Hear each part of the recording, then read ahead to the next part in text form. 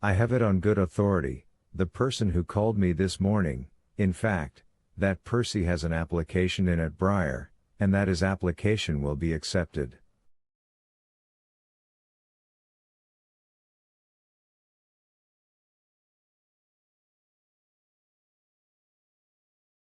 Briar, I said.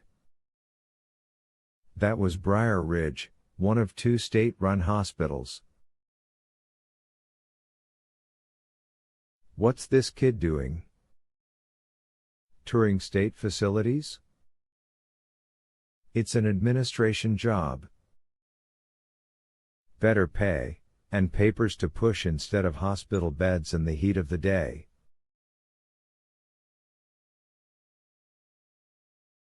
He gave me a slanted grin. You know, Paul, you might be shed of him already if you hadn't put him in the switch room with Van Hay when the chief walked.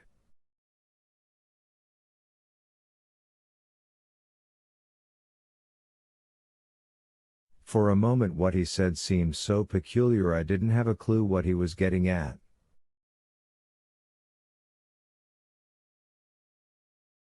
Maybe I didn't want to have a clue. Where else would I put him? I asked. Christ, he hardly knows what he's doing on the block. To make him part of the active execution team, I didn't finish. Couldn't finish. The potential for screw-ups seemed endless. Nevertheless, you do well to put him out for Delacroix. If you want to get rid of him, that is. I looked at him with my jaw hung. At last I was able to get it up where it belonged so I could talk. What are you saying? That he wants to experience one right up close where he can smell the guy's nuts cooking?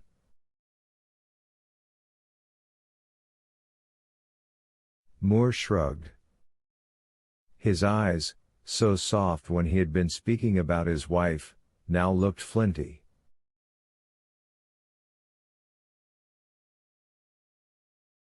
Delacroix's nuts are going to cook whether Wetmore's on the team or not, he said.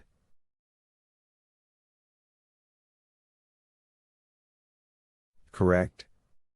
Yes, but he could screw up. In fact, Hal, he's almost bound to screw up. And in front of 30 or so witnesses, reporters all the way up from Louisiana.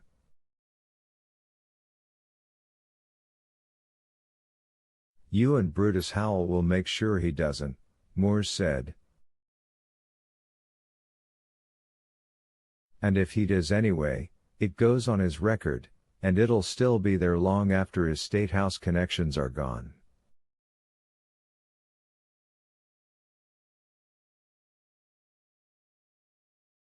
You understand? I did. It made me feel sick and scared, but I did.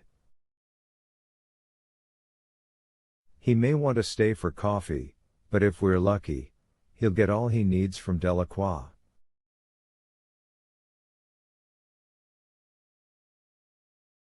You just make sure you put him out for that one.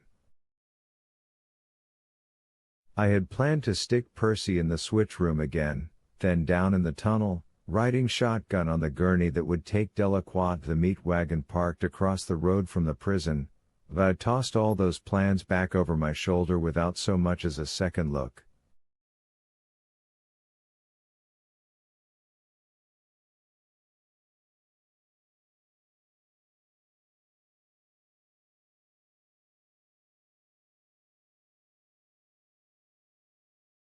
I nodded. I had the sense to know it was a gamble I was taking, but I didn't care. If it would get rid of Percy Wetmore, I'd tweak the devil's nose. He could take part in his execution, clamp on the cap, and then look through the grill and tell Van Hay to roll on too. He could watch the little Frenchman ride the lightning that he, Percy Wetmore, had let out of the bottle.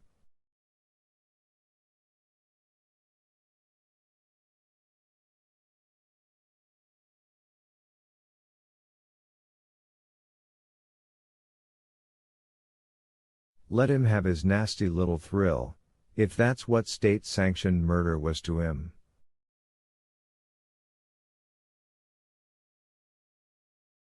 Let him go on to Briar Ridge, where he would have his own office and a fan to cool it.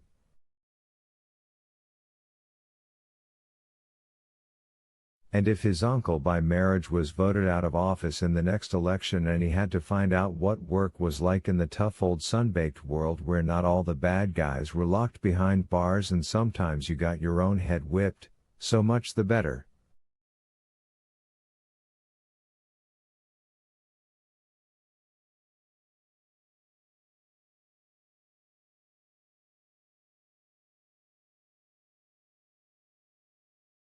All right, I said, standing up. I'll put him out front for Delacroix. And in the meantime, I'll keep the peace. Good, he said, and stood up himself. By the way, how's that problem of yours? He pointed delicately in the direction of my groin. Seems a little better. Well, that's fine. He saw me to the door. What about coffee, by the way? Is he going to be a problem? I don't think so, I said. So far he's been as quiet as a dead rooster. He's strange eyes, but quiet. We'll keep tabs on him, though.